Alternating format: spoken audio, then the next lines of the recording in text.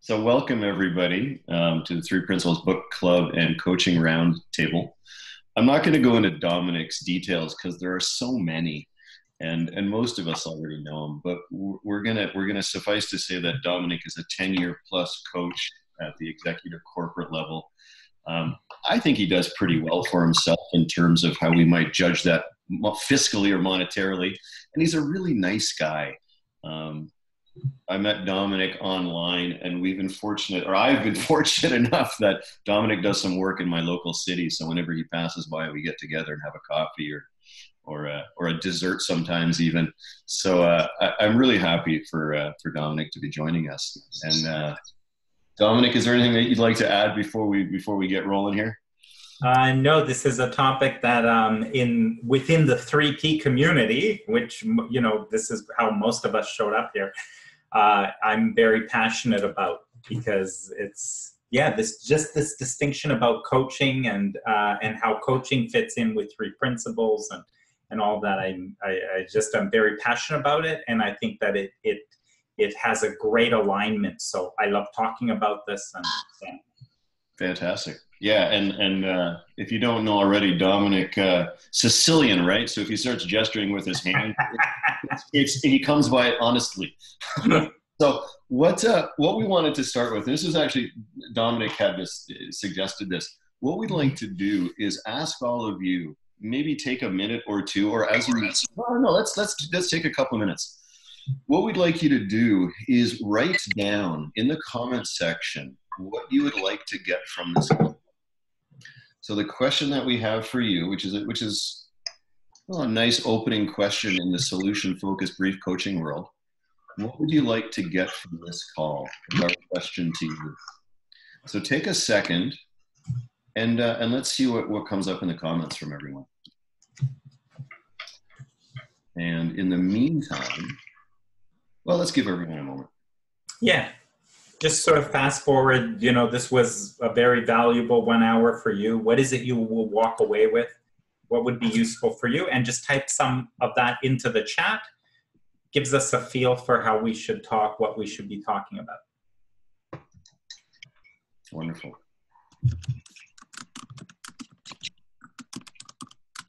I hear typing. Okay, I'm going to go through. Like I said, I thought I had everyone muted, so I'm going to go through and make sure we've got everyone on mute. It looks like I do. Okay, good. Where is the training? How long did you incorporate it with 3P from Martine? Okay. It's a good start. Don't be shy, folks. Or do be shy, but write something anyway. Be a more effective coach. All right, that's a cool one. I like that, Hans. Good. From my practical experience, I can say Dominic can probably pull that one off for you. Or, I mean, you can pull that one off for you with some guidance, maybe. Anyone else? Oh, I like that. Good one, Trevor. Cool. Have some fun. Well, that goes without saying, Hans. That goes without saying. Oh, there we go. I know nothing about SFC, solution-focused coaching. Can you give a brief idea of how it's valuable in your coaching? Yeah, absolutely. We're going to well, Dominic is going to touch on that. Great.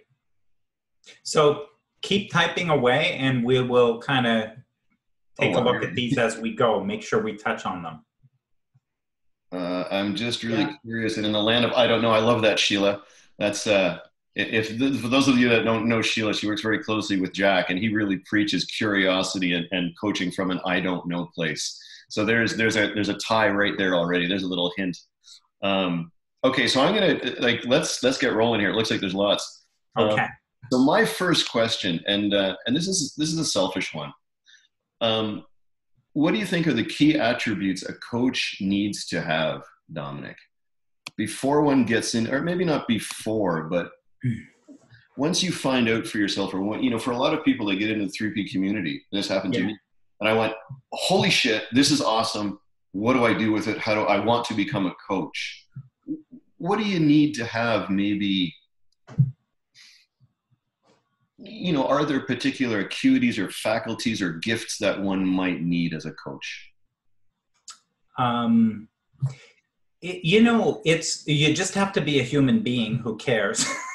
I mean, I don't know that it's a matter of, characteristics or competencies. In a way you could say, what do you have to have as a human being to be, or what are the characteristics of a good lawyer? Or what are the characteristics of a good accountant? I'm not sure that they're, what the characteristic would be of a person in order to be a good coach. The minute you ask a question of what does it take to be a good lawyer, we're now into the world of form, and we're talking about something which is in the world of form that has agreement to it and that has some measurement in terms of what makes effective and ineffective. And so it's almost like what are the characteristics more within the competency of the form that we're talking about. So being a good coach, what does that mean? And how is that distinct from, I saw some questions about being a good mentor or a good teacher or some of these other pieces. Well, that helps me, Dominic, because I'm at the early stages of my coaching journey, and I'm still looking for competencies, and it's nice to hear that all I have to be is a good human. Because I can do that. That I can do. Yes. Yes. Covered. And then you can be a good human, right? You can be a good human being. And it's a different question to ask whether you're a good plumber. True. That's a different question. Are you a good plumber? That we could distinguish in other ways, right? So if you're asking, are you a good lawyer? We could distinguish that in other ways. Mm-hmm. And if you ask the question, are you a good coach? We have ways to figure that out too. Well, maybe we'll shelve that one for a moment then. Yeah. So, and I think the attributes are going to make themselves clear as we go through. So Dominic, what is coaching? Well, somewhat debatable, right, in terms of what is it. The International Coach Federation is an organization it's the largest credentialing body in the world for coaches. And I don't even like the definition they use. They talk about it's this conversation. I can't even remember the definition. That's how memorable that is for me. But what they do over the years, it's about 25 years old, that organization. So coaching, just to be clear, is this very relatively new profession, if you want to call it a profession. So it is pretty new. It's 25 years old. And, on the one hand, you could also say, well, who made the ICF boss? How come they're the ones who get to say? Well, it kind of evolved. They sort of started this thing. They sort of began to notice this way of interacting with people in a way that sort of makes a difference for them. And they tried to say, what is this? Like, this is a bit different than other ways that you could interact with people. And I don't know if it's help people, but have some sort of a positive impact on them. And so over time, this thing is distinguished of, well, what is coaching in a way that kind of helps people or supports them about something? And ICF has gone far in trying to distinguish what this is. How does it look? And what is it that makes coaching, as opposed to any other way you have of being with people and helping people? So that's, yeah. Oh, thank you, Trevor, for getting that. Trevor actually put it up. It defines coaching. ICF defines coaching as partnering with clients in a thought-provoking and creative process that inspires them to maximize their personal and professional potential. So there's lots of good stuff in there. Like, you can start to see this is about bringing something out of others. Mm-hmm. And they also seem to say that it's some kind of an interaction, conversation maybe, a way of being with people in a particular way that is going to help bring more out from them. So it's pretty good. So when we look at the 3P community, and most of us are in the 3P community, and I know that you certainly have both feet in both communities. What do you see as a difference? Like, what do you see coaches how do you differentiate, I guess, optically between a 3P coach as you see it in the community and a pure coach such as yourself when you're, say, sitting in a boardroom or teaching leaders? So this is probably, it really isn't about 3P and the 3P community. I would almost say that this is in the world, right? In the world. People throw around the term coaching, right, a lot, right? So they're kind of, I'm a coach. I'm a sales coach. Oh, I'm a real estate coach. I'm like, so it gets thrown around, right?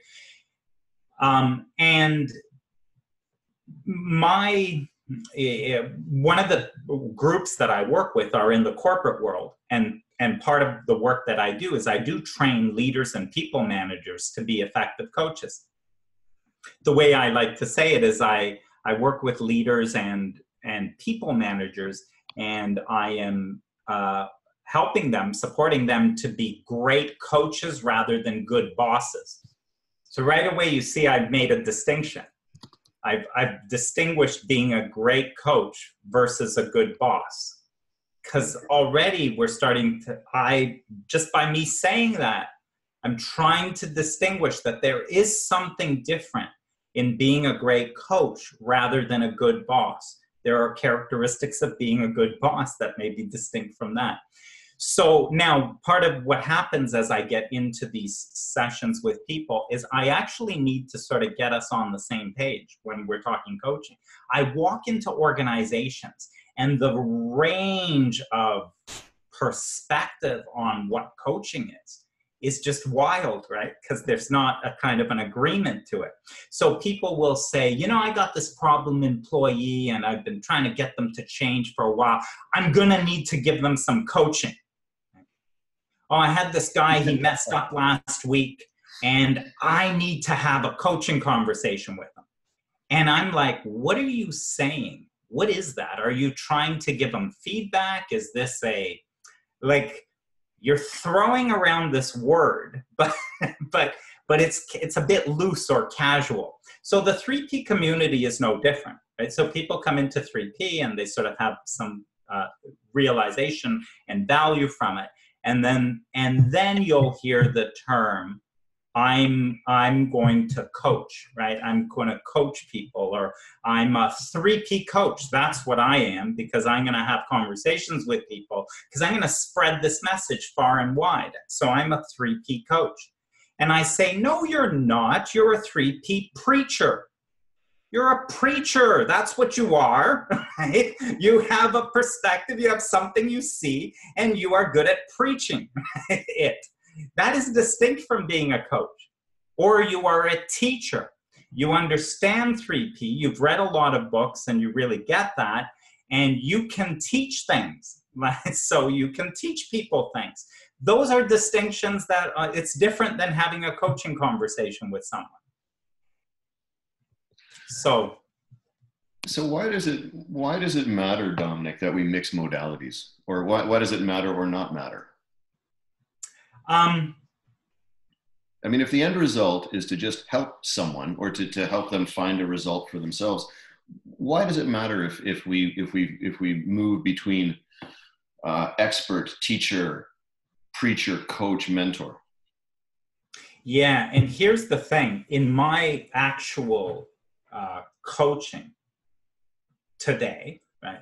So I move around in all of that, right? If you listen to some of my coaching conversations, including just today, right, prior to this call, oh, you will hear preaching. I've got a perspective. It comes in, right? You will hear teaching. I'm like teaching stuff too, right? Like, so this stuff is all there. And I am doing it knowingly. I am moving to preaching, or I am moving to teaching, or I'm doing things knowingly. And here's the other thing I'll say is knowing the implications for what I am doing. And there are implications. You won't get away with anything. The way of being you have with others has an implication in that conversation. And you should know what that implication is, because it will either shut them down and get them resistant, or have them get defensive and fight back, right? Or you will have a way of opening them up and all of that. So this is what happens as you get a facility with these distinctions, then it can make you more helpful potentially with someone than you might have been if you're completely blind and kind of going in. And then this is where you sort of get these things of, that person is uncoachable, right? That person is really resistant. And I remember in my coach training, when I did my certification, I asked the question, I said, hey, what do we do about, resistant clients? What do we do what if we find someone's uncoachable, right? And the answer I did not like was they said, well, there's no such thing. There is no person that's resistant or uncoachable. There's only ineffective coaches. And I did not like that. And I'm going to ask, what didn't you like about that? Because it was like, what do you mean? It's me? No, there's people. Some people are resistant. Some people are uncoachable. But it's no, it isn't. The resistance and the defensiveness or all of that does not exist in a human being. It's existing in an interaction. And when it arises in an interaction, you have more to do with that than you think. And again, if you are in an interaction with people and you don't know what you don't have certain distinctions to you would just kind of go, well, boy, that didn't go well. I wonder what the hell was wrong with them, right? Like, I mean, you just, like, because you're not really, well, if I was to watch that interaction, I would start to see that you switched into some assertion and telling and starting to push something onto another person, which will create a defensiveness. And so then you'll see that happen in interaction. So this is the power of understanding these distinctions and what happens with them and what you do with them. Then you just use them. You use them in a way that's kind of conscious. Yeah, that's actually really helpful. I mean, I'm coming off 13 years plus in the physical coaching world, and just when I started out, they're uncoachable. I can't do anything with them. They're uncoachable. And as I spent more and more time coaching people, I started to realize that no, everyone is coachable. It's whether or not you can create a resonance with them. The capacity to be coached is within everybody, But anyway, okay, I digress. I have one more question, Dominic. And this one, I'm reading some of the comments. This might get us really going here, but sort of a two-parter. The alignment of this, to talk about the alignment of solution-focused brief coaching and the three principles, and how those interplay in your own coaching. And Dominic, it might probably be worthwhile to spend a moment or two just giving a quick synopsis of what solution-focused brief coaching is. I'd say that is maybe we should do it in two parts, which is to say, what's the alignment between coaching and the three principles? Because I see enormous alignment between pure coaching and three principles. Absolutely. And then solution focus, I'm pretty excited about solution focused coaching because I think that is a great form of coaching as well, right? So that also has huge alignment with three principles too. So if you just took coaching, and I'm going to throw out a few things about it, but in pure coaching, and by the way, there's I know other professional coaches on the call, and I'm looking around to see, but I'm going to invite you also to sort of just bring in whatever perspective you're seeing here as well. But there are, and these are competencies within the ICF, right? So within the ICF, they'll say one of the competencies is that if you're having a coaching conversation, you are on the client's agenda, so you are creating a coaching agreement. That means that your job, you're not just having a chat with a person. This is what professional coaching is. Someone pays you for this conversation. So right away you want to get curious. If all I do is just kind of show up and just talk, right? Why would anyone pay me? Right? So they are paying you for a reason. And so the kind of the beginning part is that you are on their agenda. So we have, 1 hour in a conversation, if that's what it is. And as a coach, really my attention goes to what is it you want out of this conversation? Why are we engaged in this conversation? What has you want to have the conversation? What would value look like to you at the end of this conversation? So there's a whole bunch of stuff that happens within this competency of creating a coaching agreement, which is generating a clarity about what does the client want? What if they started here? What they're going to talk, they're going to explore this. At the end of it, what is it that they want? And so if without that in the conversation, it could be said that, if you came to me and you just started to talk about problems at work or problems in your relationship or finances or anything like that, and you just started talking to me, I could talk to you. And by the way, I could use all kinds of skills. I could really listen. I could do deep listening with you. Just really hear what you have to say. I could create an open, trusting relationship. We could chat, and this whole thing, by the way, could go absolutely nowhere. And an hour later, you feel really good. You feel completely heard, and it hasn't gone anywhere. It's missing an element which distinguishes a coaching conversation, which is it's missing direction. So when you're connecting with friends and you're a really good listener and you're a deep listener, you can really get them and understand them. They can feel seen, heard, and understood. Like a whole bunch of great stuff can happen. And you may have, these are like conversations in a bar or over coffee, where at the end, it can end and they feel great and nothing has really changed. So one of the things about coaching is it does have I'm listening for in a conversation what is wanted, and what makes it coaching versus teaching or anything else is that what is wanted comes from the client, not from me. Right.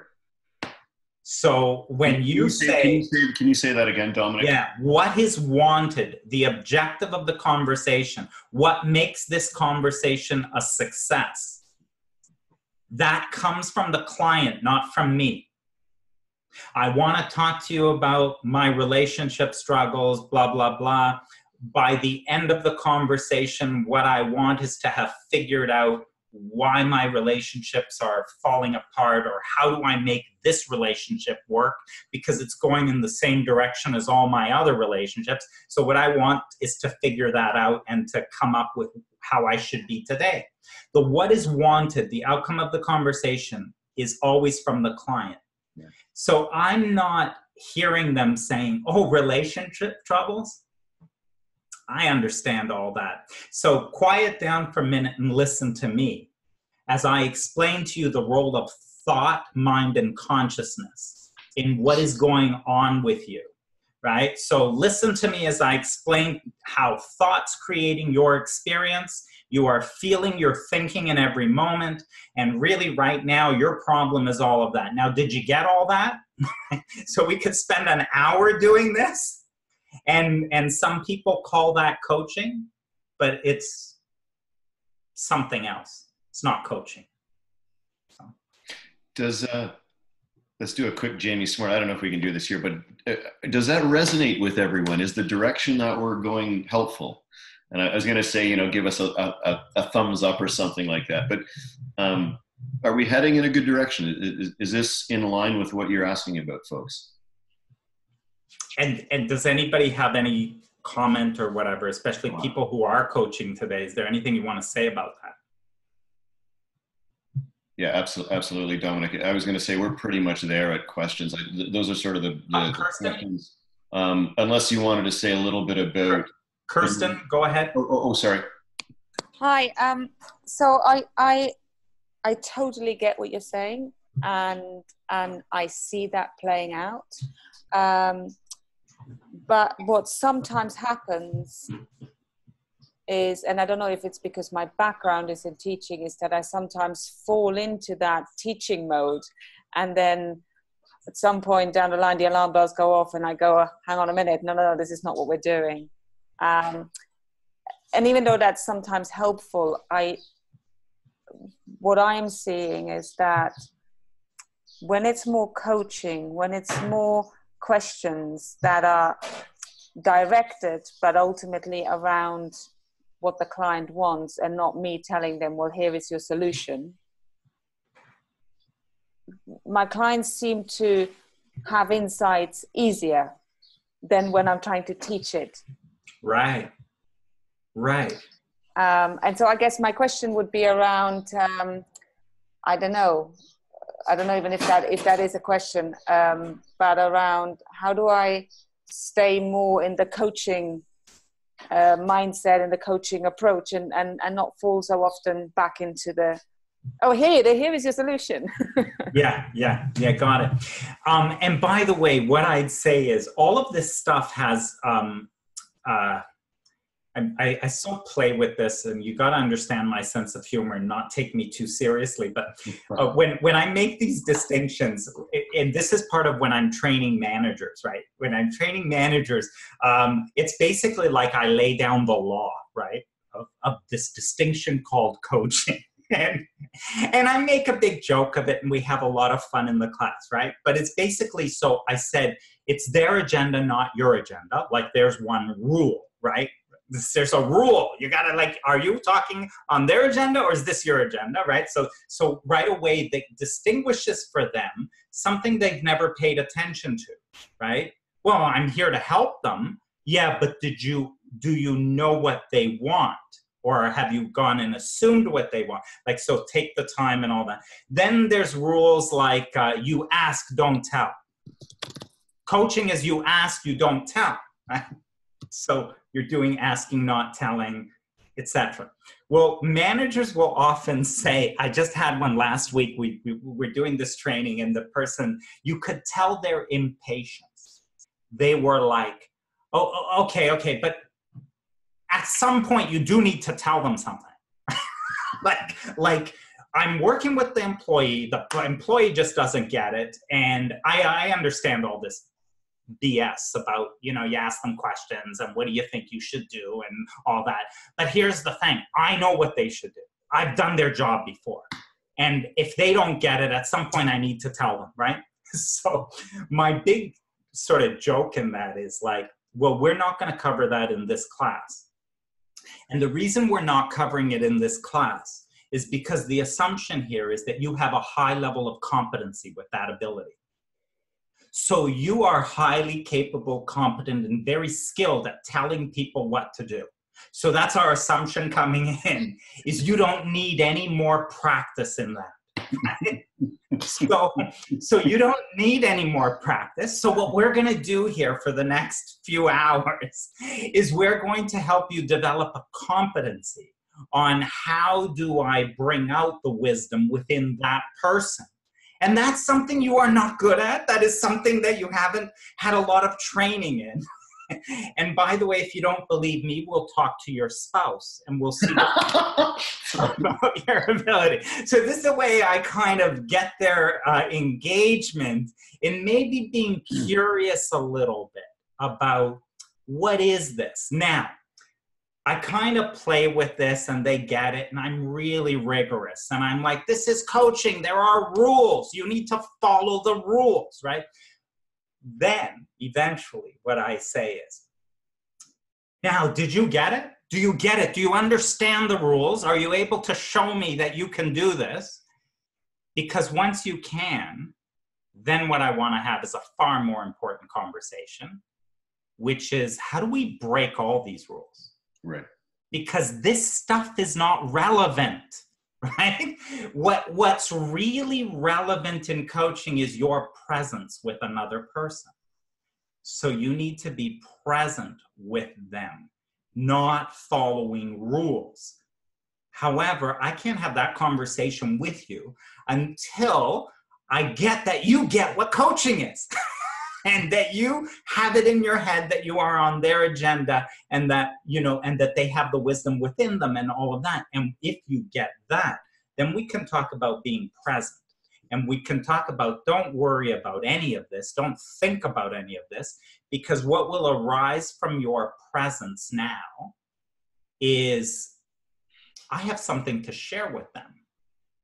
I think if I taught them this one little distinction in this conversation, I think they would really get something out of this. And you trust it. And you trust it and you go with it. And then that's where, and again, you still, because of the distinctions of coaching, you're highly respectful. So you say to the client, you say, you know, as you were talking, something came to mind for me. It was about an experience that I actually had this past week. Would it be helpful if I was to share that experience with you? So notice the respect I have for the fact that they run this conversation, not me. They have their wisdom that guides them to, do they want to hear about my experience or don't they? And then I am able to share and insert that. I'm not handcuffed by being a coach and what the rules are or any of that. Once I'm in presence, I have everything available to me to be able to use.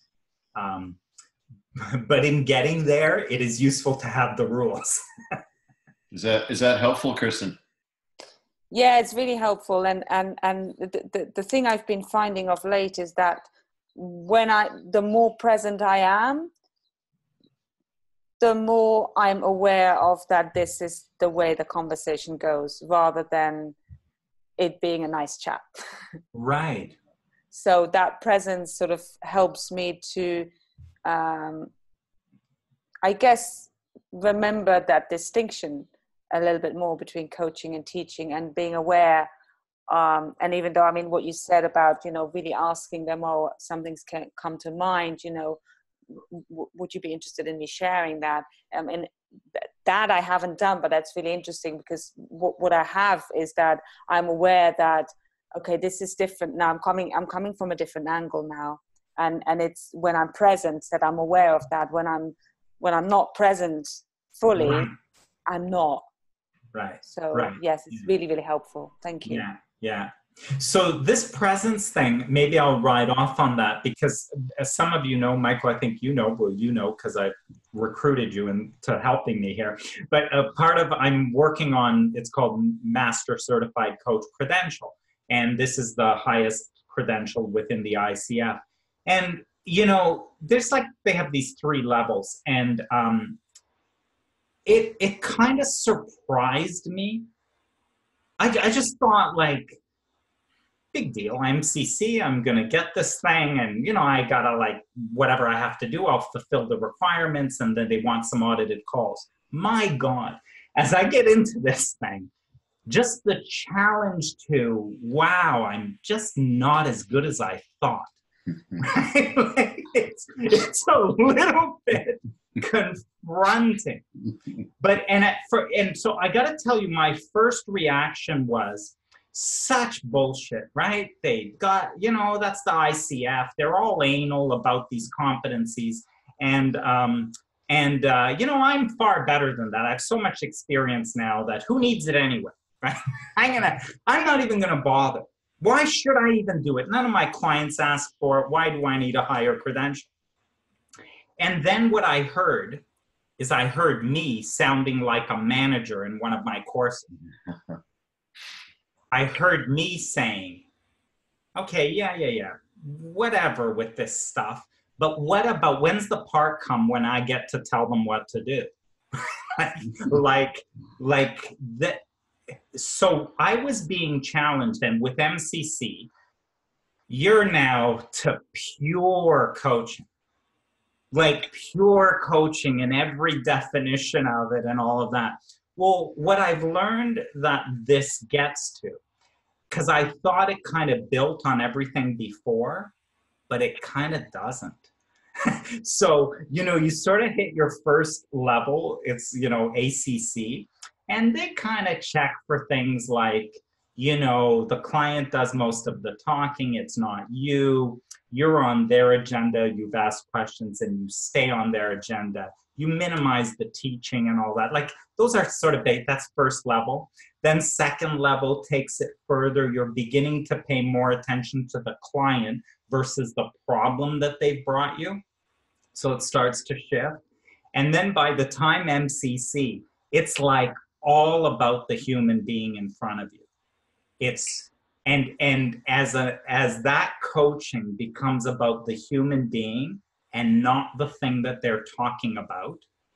And of course, the thing that they're talking about is the reason they're paying you. This is the reason, you know, for them even having the conversation with you versus anybody else.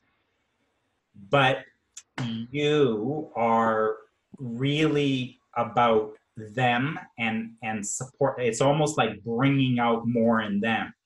And all of a sudden, like I by the way, I've been in arguments with my mentor coach about what do you mean? I did that. I am using questions like because that's one of the competencies are these questions and creating trust and intimacy and active listening, right? It's like, but I did it. And if you look at the PCC descriptors of this competency, I've demonstrated them. Look, right? And my coach is sort of like, yeah, but the presence wasn't there. You were more thinking up a question. You were more creative in your question than you were in the presence with the client. Oh, wow. At an MCC level, the question arises from you, but it arises from presence. It's not arising because you understand good questions. And by the way, I do understand good questions because I teach it, right? So they need to be open and they use the language of the client. I could give you all the theory, except here I am with my mentor coach who's paying attention to something beyond that bullshit. And what they're looking for is this other thing that's going on. So pure coaching is so in alignment with three principles because it is human being to human being.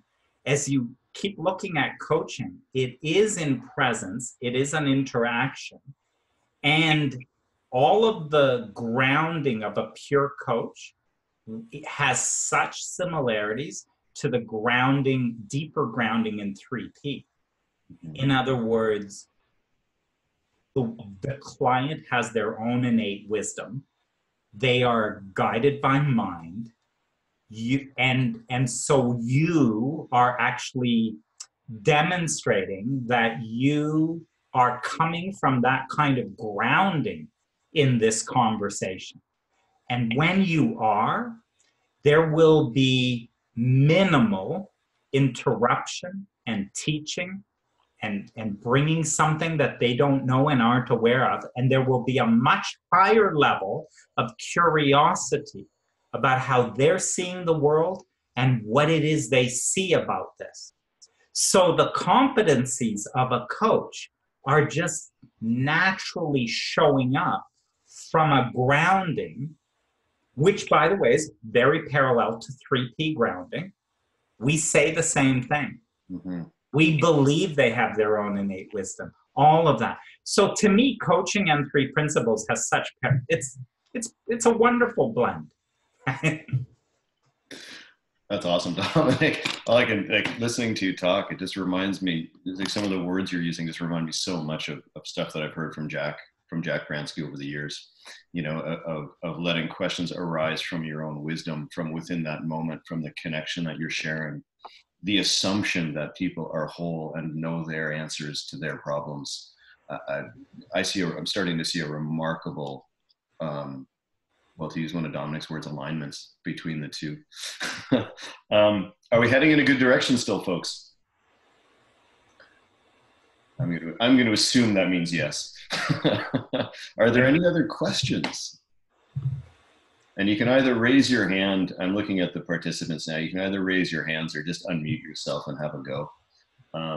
Dominic, have you had a chance to read through any of the stuff on the sideline there at all?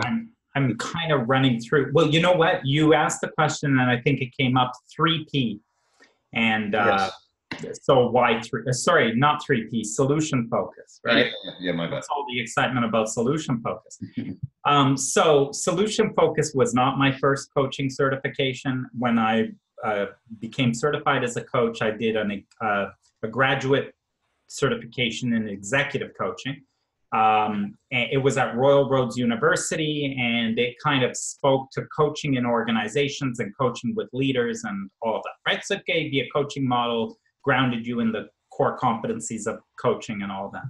I come back from that certification and I attend this positive psychology conference, and this woman has a session, a breakout session called Solution Focused Brief Coaching.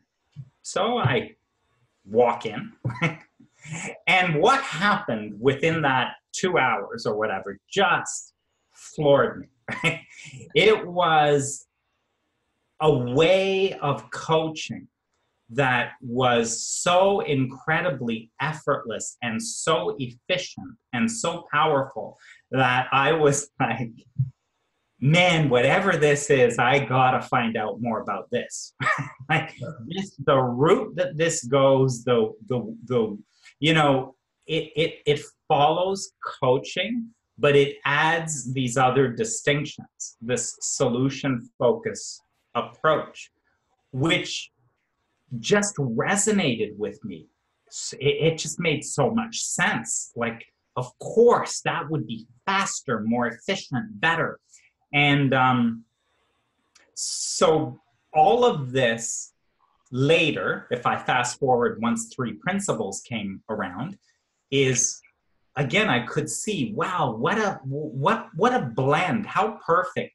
Like the thing that I see that excites me about coaching is kind of what 3 principles knows about human beings and how we operate and how the mind works and all that. And coaching is kind of like this great way of interacting with people in that way. And then solution focus, also even better aligned, because people will know there's different ways of coaching, and you know, coaching for performance and a grow model and all kinds of different ways of holding a coaching conversation. And not all of them are as aligned, I'd say, with where we come from when we're grounded in 3 principles. They're not as aligned, I would say, as what I've noticed with solution focus. And so that one resonates with me a lot. By the way, I'm not suggesting there's not others.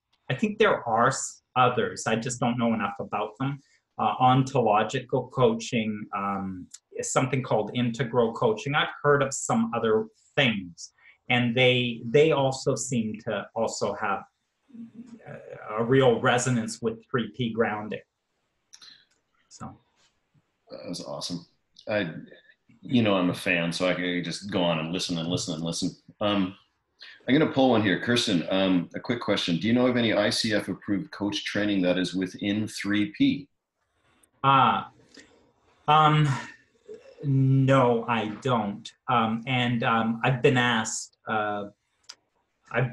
by some of the 3P teachers and coach trainers about, what would it take to get some of the programs credentialed. I've even initiated it with, by the way, those of you who don't know in terms of my background, I'm also a Super Coach Academy graduate. So I did, with Michael Neal, I did Super Coach Academy, and I've done also, it was a 1-year supervisory thing with Aaron Turner, where he did for professionals, he did, practicing 3P professionals and sort of this mentorship thing and all that. So there's a lot in 3P around, but much of it is, developing your grounding, which frankly, it's the reason I took it anyway. The last thing I needed was another coaching credential, right? So that was the last thing I needed. But what I did want was a deeper grounding in 3 principles. So this is what led me to do those programs. So I didn't care that they weren't ICF accredited or anything like that. However, since then, I kind of reached out to some of them, and others have reached out to me to sort of say, how could we make it so that it can serve, it can provide people with training that they require to achieve ICF credentials. We're kind of like, I'm talking with some of them about how to do that. Maybe the only other place I'd point you is Molly Gordon is an MCC.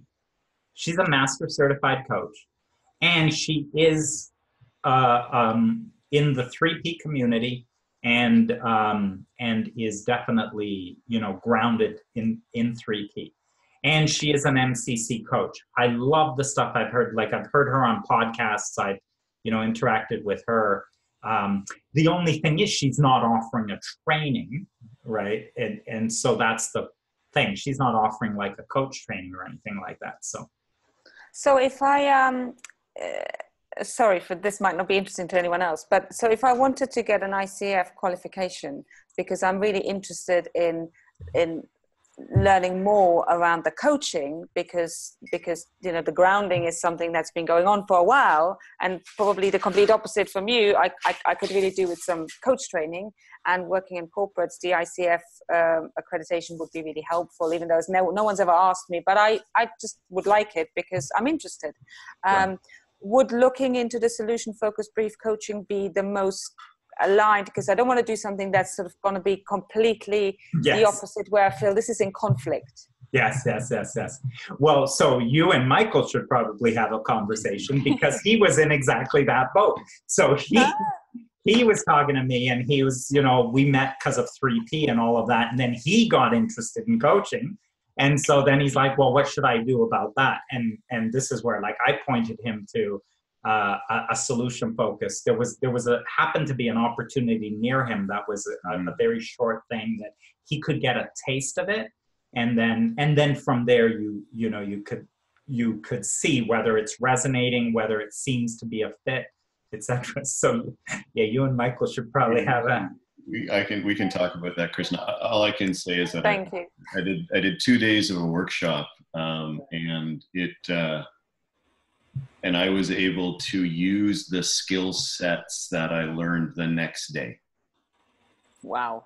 Yeah, like I'm starting because like I'm a white belt coach, right? They are connected to their own innate wisdom. What's going on here? What was that? And hold on a that's second, not a Dominic. belief I have, that's a knowing I have. Sounds like a podcast that I'm on. Michael, you gotta stop listening to me. That was so weird. I don't know how that happened, man. That's from. But Michael's not only listening to me live, he even has podcasts with me on it. Cut it out, delete them. My partner Julie is starting to wonder a little bit, I think. Anyway, yeah, Kristen, I can say unequivocally. So again, I don't have a lot of experience outside of other modalities. I have, my own life experience, lived experience. I have the 3 Ps, and then I have a fledgling understanding of solution-based. And from that limited amount of experience, it's unbelievable. Like definitely worth looking into. Definitely worth looking into. Well, I shall message you and pick your brains. I will shoot you all the information I have. Yeah. Where did you take your training? I'm assuming you're talking to Dominic right now, Martine? Either of you, that solution training, where did you take it? Yeah. And how long does it take? I can do mine real quick. A workshop in Stratford for 2 days, and I'm doing a 7-day intensive down through the psychology department at the U of T, so in Toronto. And that'll be a 7-day intensive. And Dominic, for you? Yeah, we can post links because where I came across it was from the University of Toronto. At the time, it was in Faculty of Social Work, and they were offering this. This will give a bit of a bridge too. They were offering solution-focused brief therapy and solution-focused brief coaching. So they were offering both. And of course, for me, it was the coaching track. But by the way, there were some programs that were actually done together. And we had therapy students in our program, and some of the coaching students went to the other program. So it was that. But I've heard since then, someone else told me that I think Erickson, which is another coaching school, ICF credentialed coaching school, and I believe that they have a solution-focused track. I'm not really sure. But by the way, there's an entire global community of solution-focused coaching, and certainly of solution-focused therapy is huge. And I would say much bigger than a 3P community. Huge in terms of conferences and, training and things that are available. So there's a lot that you could do. We can kind of point you in that direction, and you can sort of sniff out some of those different things. But because we're on it, this idea of therapy and coaching, and Kathy just posted, Kathy and Francis, hello. Kathy just posted she was trained in solution-focused brief therapy in the early 80s. And the coaching one surprised you, right? Well, my understanding of the history of this is that there are two people. Michael has posted some videos, and Insu Kim Berg is one person that we have watched her in a therapy session. Michael posted. And then we saw another one where both her and Steve DeShazer, I believe, her partner, are speaking, and they're answering some questions about what is solution-focused coaching. And what happened was somewhere in the 80s, these two were family therapists, and they had a therapy practice. And they got into the curiosity. Oh, yeah. Kathy says their books are right behind her, by the way, on that show. Thank you. Yeah. So they had a therapy. They were therapists and all that. But what they got curious about is the way they were doing therapy. And, therapy, traditional at that time, would take years. People would be in therapy for years. You could 5 years, 8 years, it could go on for a long time. And so they began experimenting for where's the value come from therapy and how do you get at it faster? I don't know, whatever their curiosity was. They started to notice that depending the kinds of questions they asked or how they were working in therapy, that it was faster to a result. Now, the thing that was dramatic was that they changed therapy from years of therapy to 5, 6, 7 sessions, 10 sessions, and you're done. Unheard of. It was like you could go from that into within a finite, very short period of time, you could have this kind of an impact on people. Well, once that happened, coaches got all over it. They were like, whoa, whoa, whoa, whoa, what is that, right? If you could have that sort of an impact, so what's going on there and how do I figure out what that is and start to take whatever that is as a coach? And so solution-focused coaching was grounded in the learning out of solution-focused therapy.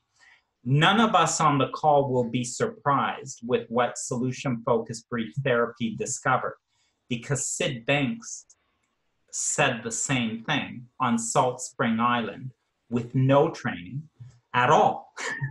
What he did after his enlightenment experience, as we learned from Linda Kearing, is that when she went to talk about her problems and all of the horrible things that had happened to her, Sid wouldn't talk about it. So he basically never engaged. And he would ask her other questions, or he would talk to her about, well, that's all behind you now, is how he would say it. So he wouldn't go into the past, and he wouldn't go into the problem. And so Sid intuited a solution-focused approach, which was, the value's not in the past, it's not in the problem. And where everything's going to be is in where you are now and where you're going. And also the what you want, not what it is you didn't want. So maybe Kathy and Francis, it would be great to hear from you. Mm-hmm. Where's Birdie? Hold on, Birdie. Yeah. Hey, Birdie, if you can hear me, can you mute yourself? You could mute too, Michael. Just put participants up. Yeah, I missed her the first time I went through the list. I got you. Yeah, Kathy, we'd love to hear that. Yeah. Kathy and Francis. Well, mine will be very short. I was a therapist for 35 years. And in the early days, back in the early 70s, late 60s, that's when the whole field of therapy was exploding, with family therapy, systems therapy, all these different types. And that's where my grounding came from, is just really immersing. But then 35 years later, I find that I really have no idea what I'm doing anymore, because it's like all that stuff blends in so well. I'm not thinking, well, now I'm doing family therapy, now I'm doing short, brief-term therapy.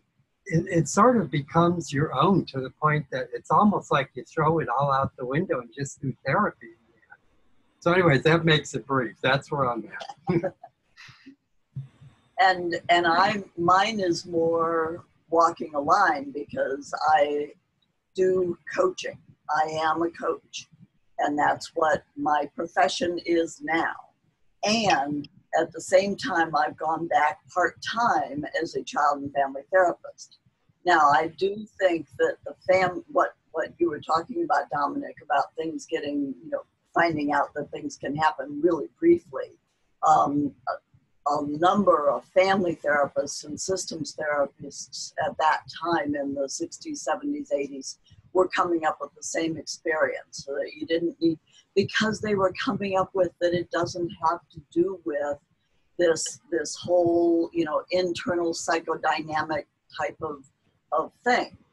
In a way, we're kind of back to that with the 3 Ps, that it's all an internal psychodynamic kind of thing, except it's not psychodynamic. It's just it's a thought, and it's thought and feeling. And it has the spiritual connection to it. But I'm having to walk that line, and I realize, being back doing therapy, that there is definitely a distinction between doing therapy and doing coaching. And I guess I've seen so many therapists who don't understand doing therapy and seem to be doing coaching. And I've seen even more coaches who don't understand coaching and seem to be doing therapy. And I know that there's all kinds of legal distinctions between them. And I know that so legally I need to walk that line, because I want to make it very clear, the distinctions between the two of what I'm doing where. So that's one of the things that I have. And I was, when you first posted that about solution-focused brief coaching, it was like, what? What on earth? Because it was the early 80s that I was trained in solution-focused brief therapy. And to use a name of a type of therapy in the context of coaching threw that whole thing up. And so I started going, whoa, wait a minute. Sorry, my apologies, Kathy and Francis. I got excited there. Well, no, it's not apologies, but it does, I think it definitely brings up issues about how can, I think it's very important that coaches can get some distinctions about how do they avoid doing therapy. Right. Because they're not trained therapists. And they don't want to end up in all kinds of legal hassles because they are trying to do therapy, or they don't want to, and therapists don't want to end up in all kinds of legal hassles when they're doing coaching and trying to, there's all kinds of lines. I see Ian just posted something. And Ian is an attorney who specializes in coaching and therapy that I actually invited to join this because of his expertise in it and my knowledge. So so anyway, I do know that particular one sent alarms off in my head, and I also know that I'm playing with, as I'm doing coaching, knowing how much different that feels than how I'm doing therapy, and that there is definitely an experiential difference. Now, I'm not going to say anything more because I realize I just looked at the time. Yeah, well, I mean, we have all the time in the world for more webinars. There's not more time necessarily on this particular one. Yeah. I'm seeing a couple of people have had to leave because of time. Are there any is there anything pressing? I guess a question of resolution might be, was this helpful for you? Did we touch on stuff? Was there value from what we did today?